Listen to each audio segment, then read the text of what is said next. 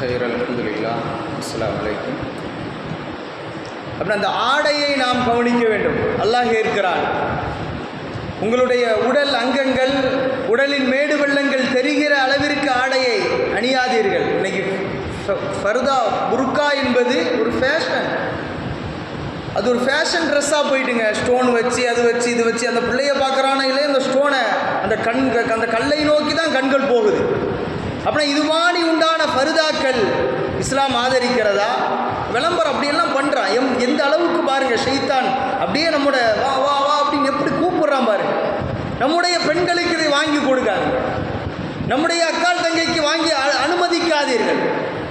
Dubai ஃபர்தாங்க அப்படி இருக்குதுங்க, எப்படி இருக்குங்க, மண்ணடியில் வாங்கினா நல்லா இருக்குங்க, கலெக்ஷன் நல்லா இருக்குதுங்க. மண்ணடியில் வாங்குறது அல்ல, நீ மண்ணுக்கு அடியில் பேணுதலாக இந்த புர்காயை பயன்படுத்தினாயா? அப்புறம் நாம தான் கெடுக்கிறோம், இல்லாமல் இல்லை. அப்புறம் ட்ரெஸ் கோடு சரியில்லை அப்படின்னா ஒரு தவறான ஒரு சிந்தனையை ஊக்குவிப்பதற்கு ஒரு ஆணுடைய சிந்தனை செல்கிறது. ஒரு பேச்சு ஒரு நடத்தையில் சரியில்லை அப்படின்னா ஒரு ஆண் அங்கு கேள்வி குறியாக ஆக்கப்படுகிறார். அப்புறம் இதுவெல்லாம் உளவியல் ரீதியில் இருக்கிற அந்த பாடத்தை நம்ம தெருக்கள் பிள்ளைகள்கிட்ட, நம்மளது மஹல்லா பிள்ளைகள்கிட்ட, நம்மளுடைய ஊர்களில் இது மாதிரி ஒரு இஜ்திமா ஒரு பெண்கள் பயான் வச்சு நாம் சொல்லி இருக்கிறோமா? யோசிங்க. அடுத்து மணமுடிப்ப இருக்கிற இந்த புது மாப்பிள்ளை பெண்களுக்கு அதில் உண்டான ஒரு கிளாஸை நாம் சொல்லி கொடுத்துருக்கிறோமா? இதெல்லாம் சமூகத்தில் இன்றைக்கு தேவைப்படக்கூடிய ஒரு விஷயம். வாழப்போகிற வீட்டில் எப்படி நடக்கணும், எப்படி இருக்கணும், எப்படி வாழணும், கணவனுக்கு என்ன செய்யணும், கணவனை பெற்ற மாமியாருக்கு என்ன செய்யணும், அவங்களோடு இருந்த உறவுகள்கிட்ட எப்படி இருக்கணும் அப்படின்னு சொல்லித்தரக்கூடிய ஒரு வகுப்பு நாம் நடத்திருக்கிறோமா? இன்றைய காலத்திலே செய்து காட்ட வேண்டிய ஒரு ஒர்க் ஷாப் வைக்க வேண்டிய ஒரு கடமையில் இன்றைக்கு இருக்கிற இளைய தலைமுறையில் இருக்கிறாங்க. அந்த ஒரு 90 கிட்ஸ் வாழ்ந்தது மாதிரி இல்லை. இன்றைக்கு இருக்க 2K வேற மாதிரி ஒரு சிந்தனையில், வேறவிய ஒரு வாழ்வியல்ல, ஒரு உளவியல்ல, ஒரு உலகவியல்ல, ஒரு உணவு பண்பாட்டில், ஒரு நாகரிகத்தில், கலாச்சாரத்தில் மாறுறாங்க. நம்ம அப்டேட் ஆகணும், ஒரு அப்டேட் வெர்ஷனாக இருக்கணும். குர்ஆனுங்கிறது அப்டேட் வெர்ஷன் தான், ரசூலுல்லா அப்டேட் வெர்ஷன் தான். எந்த காலத்திற்கும் ரசூல் சொன்ன ஒரு வார்த்தை ஒரு ஸ்டெபிலிட்டியாக இருக்குது, ஒரு நிரந்தரமான ஒரு வார்த்தையாக இருக்குது. இந்த ஒரு ஸ்டெபிலிட்டியான இந்த மார்க்கத்தில் நாம என்ன செய்தோம் நம்முடைய கலிமாவில் உத்தர சகோதரிகளுக்கு என்கிற ஒரு சிந்தனை நமக்கு எழணும். அப்படி ஒரு சிந்தனை, இப்படிப்பட்ட ஒரு தாவா செய்யாததின் விளைவு அவர்கள் விரும்பிய ஆடவர்களோடு, விரும்பிய இடத்தோடு, இதே மாதிரி சூக்குலையும் போகக்கூடிய ஒரு நிலைமை. இந்த சூக்குங்கிற ஒரு இதெல்லாம் கேள்விப்பட்டேன். ஆண்களும் பெண்களும் அப்படியே இரண்டரை கலந்து அந்நுண்ணியமாக இருந்து பேசி சகஜமாக இப்படியெல்லாம் இருந்து அதுக்கப்புறம் ஓடி போகும்போது சாக்காய் என்ன பிரயோஜனம், ஐயோ இப்படி போயிட்டே அப்படின்னு. அப்புறம் நாம் சொல்ல வேண்டிய இடத்தில் தாய்மார்களும் தந்தைமார்களும் இருக்கிற பொழுது அதை பார்த்து பிள்ளைகள் திருந்துவார்கள். நாமளே கொஞ்சம் மினிக்கிக்கிட்டு மினிக்கியாக நடந்தா நம்ம பிள்ளையும் அப்படி தான் நடக்கும், அப்படிதானே? அப்புறம் எந்த விதத்தில் ஒழுக்கத்தை, இதனால தான் ஸல்லல்லாஹு ஆரம்பத்திலே சொன்னாங்க பாருங்க, 7 வயதிலேயே ஒழுக்கத்தை பற்றி, தொழுகையை பற்றி சொல்லுங்க. இந்த தொழுகைன்னு ஒன்று வந்துட்டாலே போதுங்க, எல்லாமே. அல்ஹம்துலில்லாஹ், நீங்கள் சுபூ தொழுகிட்டீங்கன்னு வச்சுக்கிங்களேன், உங்களுக்கு அந்த நாள் நீங்களே எழுதி பாருங்கள், அந்த நாள் வர இஷா வர நாம் என்னென்ன தப்பு செய்தோம், அது தப்பு செய்கிற சிந்தனை நமக்கு வருதா? அந்த தொழுகை மானக்கேடான விஷயத்தை தடுக்கும். அந்த தொழுகையில் நாம் அன்னைக்கு புடுகோப்பா இருக்கோமே, ஒரு அசால்ட்டாக இருக்கிறோமே. ஜிம்முக்கு போகிறான், பைசப்ஸு, ட்ரைஸு, தண்டாலு, புல்லப்ஸ் எல்லாம் எடுக்கிறான், இதை தூக்குறான், அதை தூக்குறான். ஆனால் தான் படுத்திருந்த போர்வையை தூக்கி போட முடியலையே. அப்படின்னா இது என்ன வாலிபம், இது என்ன ஒரு இளமை பருவம்? ஸலாத்து கைரும் மினனவுன்னு அடித்து அந்த அலாரத்தை கட் பண்ணி தூங்குறோம். அல்ஹம்துலில்லாஹ், அடுத்து 7 மணிக்கு தான் எந்திச்சு முடிச்சுடுவாங்க, ஐயோ போயிட்டே சுபு அப்படின்னு.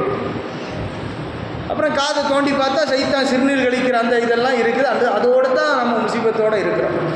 அப்புறம் சைத்தான் சிறுநீர் கழிக்குது. இந்த ஹதீஸ் எல்லாம் தெரியும் உங்களுக்கு, ஆனாலும் நாம் என்ன செய்கிறோம், போக்காக இருக்கிறோம். அப்புறம் அதை செய்கிறது யார், நடைமுறைப்படுத்துறது யார்? காலையில் அப்படியே நம்ம ஒரு ஊருக்கு போகிறோம்னா எப்படி கிளம்புறேங்க, ஒரு இன்டர்நேஷ்னல் ஒரு நம்ம ஃப்ளைட் ஏர்போர்ட்டில் போகிறோம் அப்படின்னா 3 ஹவர்ஸ் முன்னால் இருக்கணும். டொமஸ்டிக் ஃப்ளைட் அப்படின்னா ஒரு 1.5 hours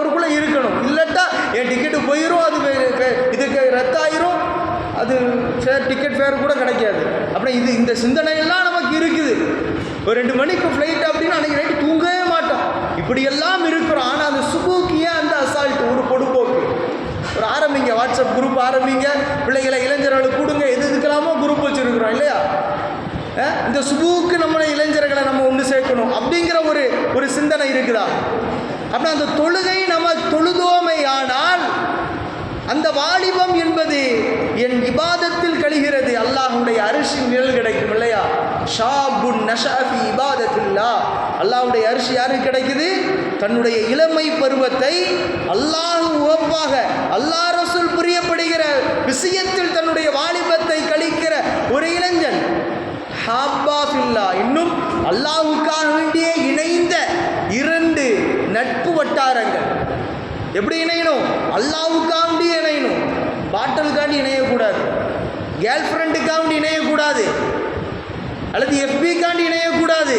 அல்லாஹ் என்ன சொல்கிறான்? தஹாப்பா ஃபில்லா, அல்லாஹ்வுக்காக வேண்டி பிரியணும், அல்லாஹ்வுக்காக வேண்டி இணையணும். வாங்க நம்ம 2 பேரும் கடலுக்கு போகிறோமா, பீச்சுக்கு போகிறோமா, எல்லா இடமும் சுற்றி பாருங்கள், தப்பு இல்லை, தவறு இல்லை. அந்த இடத்துல சென்று அல்லாஹ்வுடைய சிந்தனை வரணும் நமக்கு. ஒரு மெரினாவுக்கு போகிறோம் அல்லது நம்ம காயில் பண்ணதுக்கு போகிறோம் அப்படின்னா என்ன சிந்தனை வரணும்? அல்லாஹ் எப்படி கடலை படைச்சிருக்கு அப்படிங்கிற ஒரு சிந்தனை வரணும். அங்கே போகிறோம், வாடாவை கடிக்கிறோம், கஞ்சியை குடிக்கிறோம், அப்படியே போகிறோம் என்று அல்ல. அங்கே போய் கடலை பார்க்கணும். விசாலமாக பறந்து விரிந்திருக்கிற இந்த கடல், அல்லாஹ் சூரத்துல் காஃபில் என்ன சொல்கிறான்? கடலை குறித்து இதையெல்லாம் மையாக்கி உலகத்தில் இருக்கிற மரங்களெல்லாம் பேனாவாக்கி எழுது தீர்ந்தாலும் இந்த அல்லாஹ்வுடைய வார்த்தையின் எழுத்து முடிவடையாது என்கிறானே. கடலுக்கு போகும்போது இப்படிலாம் யோசிச்சிருக்கோமா நம்ம? இல்லையா? ஐஸை தூப்பிட்டு வாடாவை கடிச்சிட்டு கஞ்சி குடிச்சிட்டு வர்றதோடு சரி. அப்புறம் இதே மாதிரி சிந்தனைகள் எப்படி எழணும், சிந்தனை எப்படி வரணும், இதே மாதிரி உண்டான சிந்தனையை தூண்டுவது தான் அல் குர்ஆன். படியுங்க, குர்ஆனுடைய வார்த்தையை ஒவ்வொரு தர்ஜுமாக்கள் அல்ல, தஃப்சீரோட படியுங்க.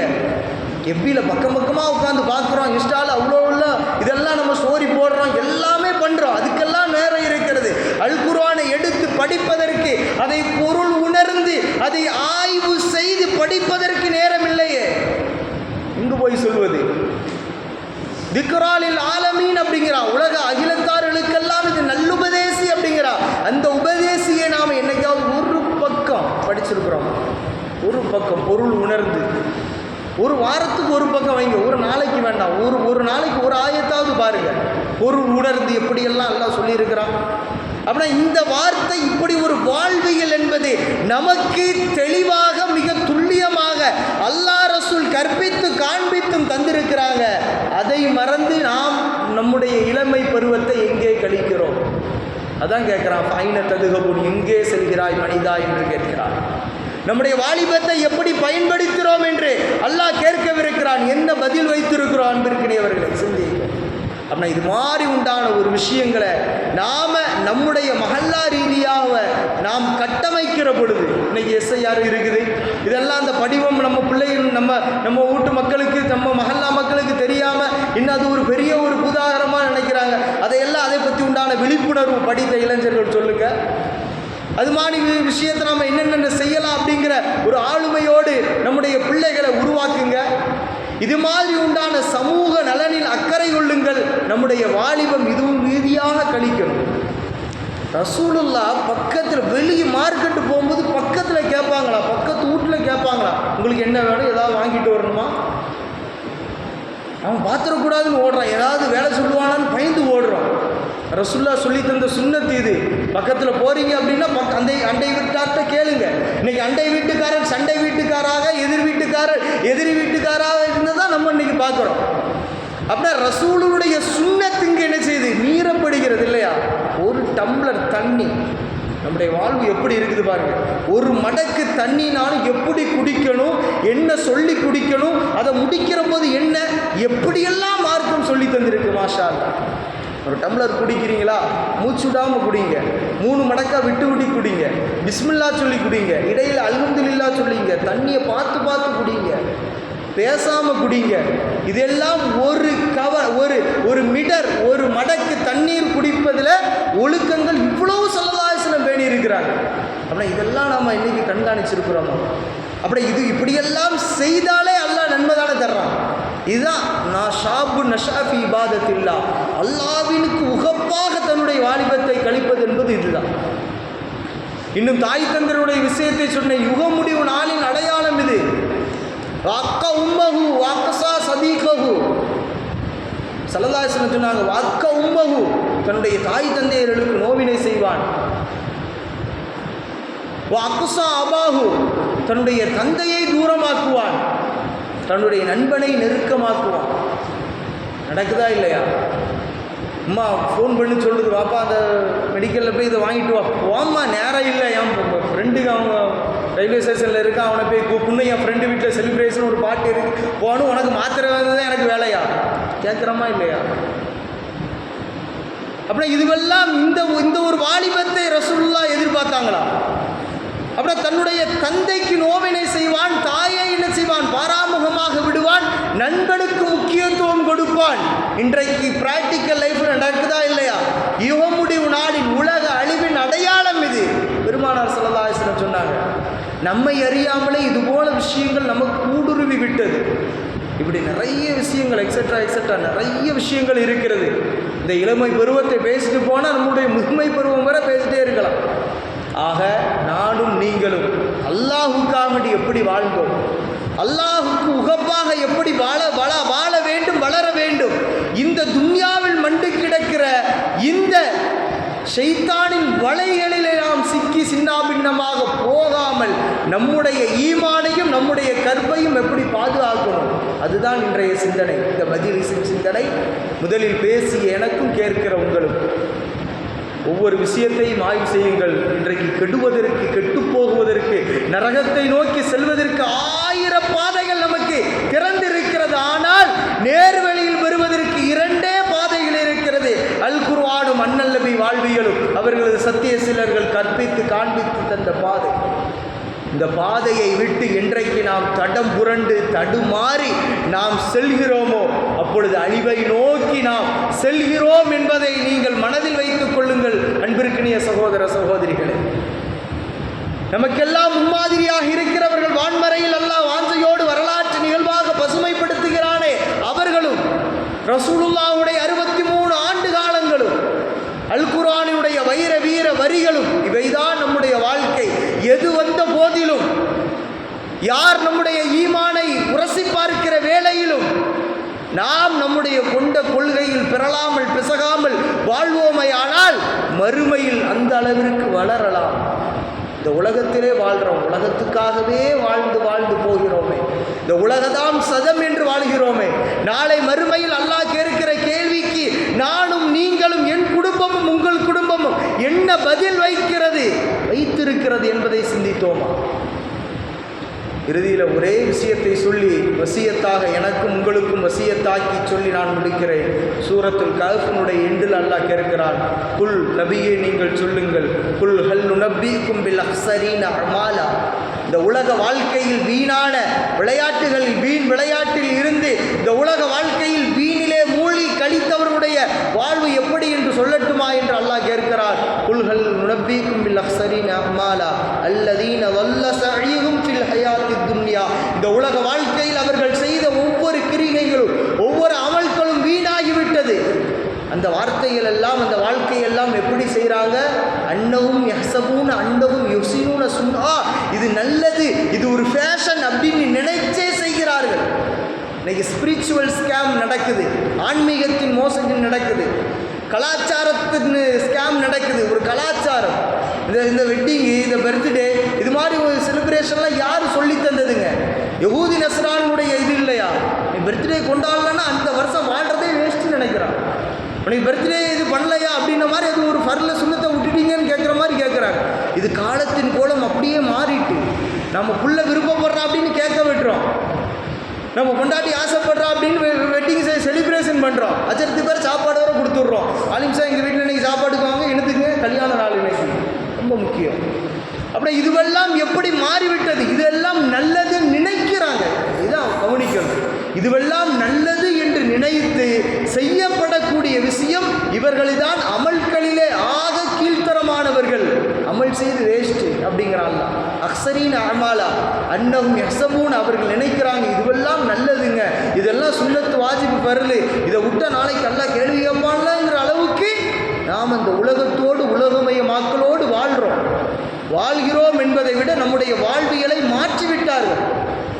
எல்லாம் வார்னிங் இருக்குதானே. ஸல்லல்லாஹு அலைஹி வஸல்லம் யுக முடிவு நாளில் யஹூதி நஸ்ரானியினுடைய ஒவ்வொரு விஷயத்தையும் ஒரு பொந்துக்குள்ள அவங்க போனாலும் அங்கே போய் தலையை நுழைப்பீங்க. நம்முடைய ஆட்டிடியூடு, பிஹேவியர், நம்முடைய நடை உடை, கலாச்சாரம், நம்ம ஹேர் கட்டிங், நகை வெட்டுறது எல்லாமே இதில் டோட்டலாக அடங்கும். நம்முடைய வாழ்வியல், வணக்கவியல் எல்லாம். ஸல்லல்லாஹு அலைஹி வஸல்லம் சொன்னாங்க ஷிபரன், ஒவ்வொரு ஜானுக்கு ஜானாக, முழத்துக்கு முழமாக நீங்கள் அந்த இலுமினாட்டிகளை பின்பற்றுகிறீர்கள். இன்னைக்கு இலுமினாட்டிகள் தெரியும் உங்களுக்கு, கூகுளில் போய் சர்ச் பண்ணுங்க. இலுமினாட்டிகளுடைய வேலை, சதி வேலை எப்படி நடக்குது, நம்முடைய ஈமானை எப்படி பாழ்படுத்துறான், நம்மள்கிட்ட இருந்து ஈமானை எப்படி பறிக்கணும், நம்முடைய வாழ்வியலில் எப்படி ஷைத்தானை கொண்டு வரணும், நம்முடைய பொருளாதாரத்தில் வட்டியை எப்படி இணைக்கணும், ஒரு இன்ட்ரெஸ்ட்டை எப்படி நாம் திணிக்கணும் என்றெல்லாம் அவன் ரொம்ப இன்ட்ரெஸ்டாக இருக்கிறான். அப்படின்னா அவன் அழிக்க துடிக்கிறான். நாமும் நம்ம அழிந்து போவதற்கு நாமும் தயாராகிறோம் என்றால் எதற்கு இஸ்லாம், எதற்கு கலிமா, எதற்கு தௌஹீத், எதற்கு குர்ஆன், எதற்கு சுன்னா? அப்படின்னா இந்த பாதையெல்லாம் நமக்கு பெருமானார் ரசூலுல்லாஹ் மிக தெளிவாக, மிக துல்லியமாக 63 ஆண்டு காலத்திலே வாழ்ந்து சென்றார்களே.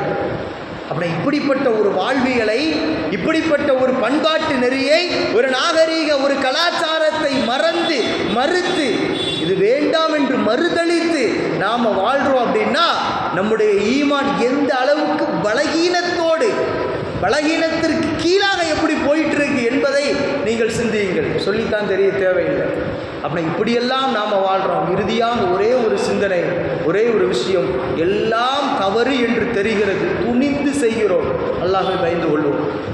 தப்புன்னு தெரியுது, தவறுன்னு தெரியுது, தெரிஞ்சு துணிஞ்சு நாம் ஆண்களும் பெண்களும் நாம் ஈடுபடுறோம் அப்படின்னா நம்முடைய இளமை பருவம் அமானிதம்.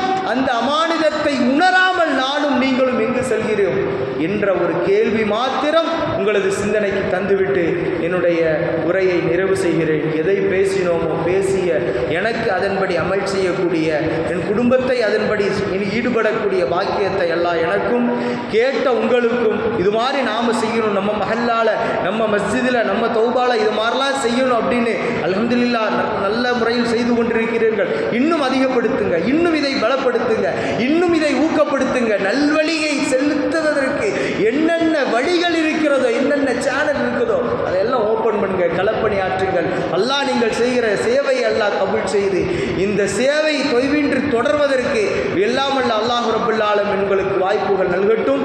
எல்லாமல்ல அல்லாஹ் நம்முடைய ஈமானை பாதுகாத்து நம்முடைய இளமை பருவத்தை அல்லாஹ் உனக்கு உகப்பாக நான் பயன்படுத்தினேன் என்று அல்லாஹ்விடத்தில் சாட்சி சொல்லக்கூடிய ஒரு வாழ்வியலை அல்லாஹ் பேசி எனக்கும் கேட்ட உங்களுக்கும் அல்லாஹ் தந்தருள் பாலிப்பானாக. வாஹிர் தஅவானா அல்ஹம்துலில்லாஹி ரப்பில் ஆலமீன். அஸ்ஸலாமு அலைக்கும். பேசியதற்கும் வாய்ப்பளித்ததற்கும் வாய்மொழி கேட்டதற்கும் ஜஸாக்குமுல்லாஹ் ஹைரன் ஜஸா ஃபித்தாரைன். அல்ஹம்துலில்லாஹ். அஸ்ஸலாமு அலைக்கும்.